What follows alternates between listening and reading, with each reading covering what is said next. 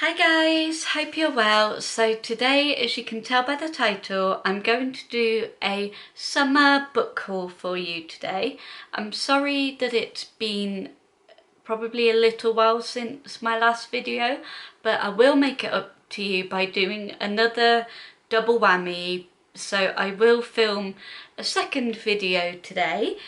Before I delve into the books, I just want to show you a couple of cute products that I was very kindly given by one of my work colleagues. So if you're watching this, you know who you are. So they are part of the Soap and Glory brand, and for some reason, I don't know why, but I never really gravitated towards them. But they do have a lovely fresh smell to them, and this one is the Soap and Glory Hand Food Hydrating Hand Cream, and it's part of their standard pink scent, which I believe is rose and bergamot. So yeah, and the Clean On Me body wash, I do like the puns that they use, and looks like that. And then a nice little face mask, so I can have a little pamper, put my hand cream on and have a little shower with this, pop a film on and pop this on. It's been in the fridge, so it feels so nice and cold. And this is their Bright and Beautiful biodegradable brightening sheet mask with tiger lily, lotus flower and cherry blossom. So I'm excited to give that a go. So there we go. So now on to the summer books. So one I have just finished and really enjoyed was the second book of a 4-part series that Georgia Toffolo has done, and these are a few years old, but you can get them in various bookshops, charity shops, etc. So you can still find them, and I believe they are available on Amazon if they sound up your street. They are a YA, which I still, being 31, I still appreciate a YA. I just enjoy them. I find them easy to read and just fun, usually quite light-hearted. So the first book that she did was Meet Me in London, and that was based around Christmas, and I believe I did show you it. But the second one is Meet Me in Hawaii, and basically each book kind of tells a story of these group of girls that got into a bad car crash, and it kind of, each book mostly focuses on one of those girls and their stories, and this one is Maylee's experience after the crash and things like that. So I'll read you the blurb. Love blossoms under the Hawaiian sun, where an ocean of love awaits. Maylee doesn't believe in happy ever after a tragedy caused her to flee her family and friends in Devon. She found a fresh start in Hawaii. Here, working at a surf school, she can give back to those in need and try to overcome the greatest loss of her life. Moved around foster homes throughout his childhood, Todd has worked hard to provide a brighter future to disadvantaged children. Now he has his own charitable foundation working with a surf school in Hawaii, but he still can't put his past behind him. When Maylee rescues Todd from the sea, a spark ignites between them, and the two wounded souls find a common ground. But amidst the surf, sunsets and sizzling kisses, Can Maylie let go of her past and risk something she'd locked away forever? Her heart. Described as totally dreamy, funny, in all the right places, and romantic. I loved it. So yeah, there's the second one. And then the third one is Meet Me in Tahiti. And this is Zoe's, I believe, version of events, yeah. Where there's a second chance at love. So the Hawaii one, by the way, looks like that, the cover. And the Meet Me in Tahiti looks like that. And I'll read you the blurb. Can the man who broke her heart be the one to mend it?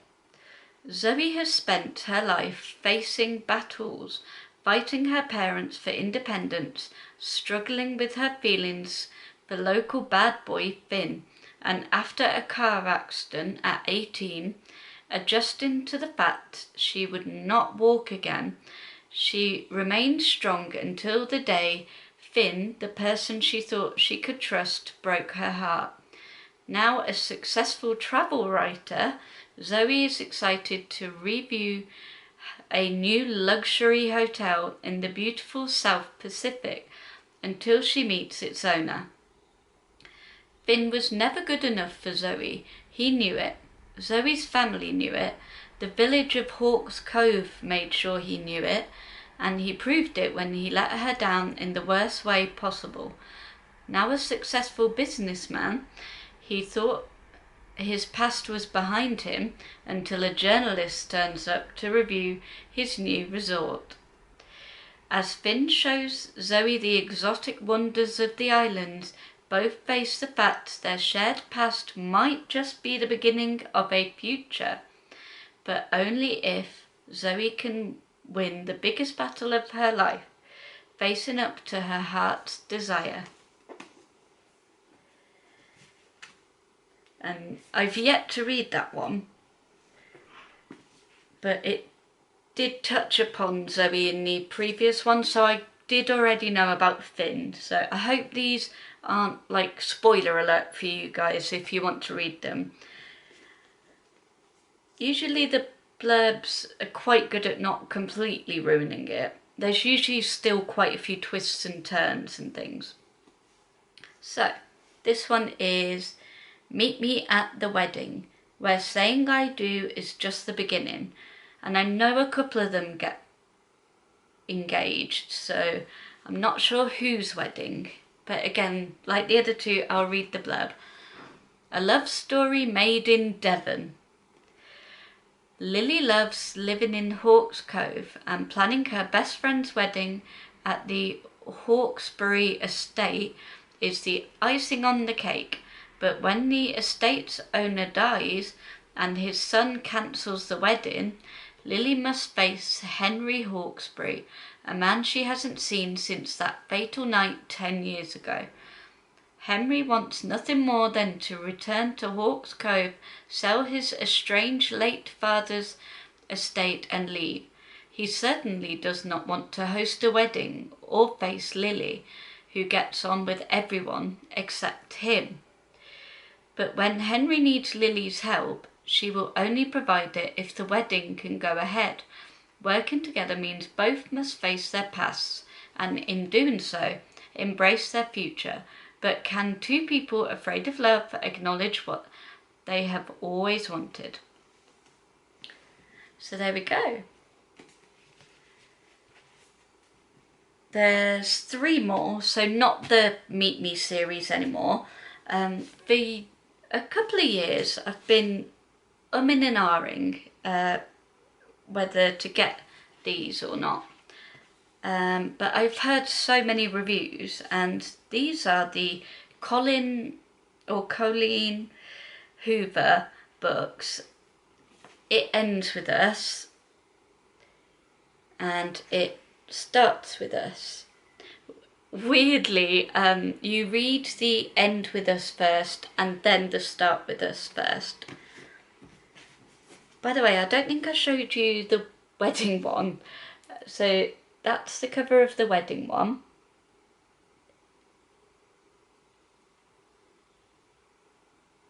There we go. And I'm slowly running a tiny bit low on time, so I will be very, very brief. Luckily, it looks like they have quite brief blurbs, so it ends with this. Sometimes the one who loves you is the one who hurts you the most. Lily hasn't always had it easy, but that's never stopped her from working hard for the life she wants. She's come a long way from the small town in Maine where she grew up. She graduated from college, moved to Boston and started her own business. So when she feels a spark with a gorgeous neurosurgeon named Ryle Kincaid, sorry if I mispronounced that, everything in Lily's life suddenly seems almost too good to be true. Ryle is assertive, stubborn, and maybe even a little arrogant. He's also sensitive, brilliant, and has a total soft spot for Lily, but Ryle's complete aversion to relationships is disturbing. As questions about her new relationship overwhelm her, so do thoughts of Atlas Corrigan, her first love, and a link to the past she left behind. He was her kindred spirit, her protector. When Atlas suddenly reappears, everything Lily has built with Ryle is threatened. With this bold and deeply personal novel, Colleen Hoover delivers a heart-wrenching story that breaks exciting new ground for her as a writer.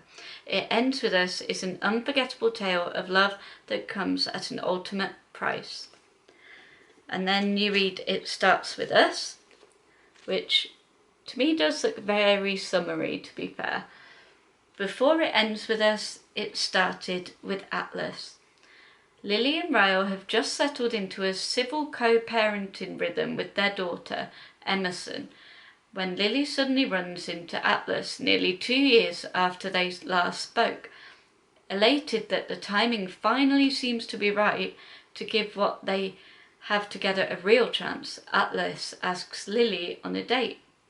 Told from the perspectives of Lily and Atlas, It Starts With Us gives readers a deeper look into Atlas's past as he and Lily reconnect and rekindle the love they shared as teenagers, while navigating a volatile ex-husband who believes Atlas to be one of the reasons his marriage with Lily ends. So I'm intrigued to read them. And the last one, really quickly, is The Seven Husbands of Evelyn Hugo, which I've heard a lot about. And I don't have time to read the full blurb, but she's basically a Hollywood star in like the 20s, I think, and gets interviewed and tells the interviewer all about, I'm assuming, her 7 husbands that she's had in the past, and has a lot of interesting stories to tell. So I'm looking forward to reading that, and I hope you enjoyed this video, and I will literally see you in a few minutes with a summer candle haul, so stay tuned to that. And if you like this video, you know what to do by now. Give it a like and subscribe, it will mean the world to me, and leave a comment, feel free, and I'll see you in a few minutes with the summer candle haul. Love you lots, bye.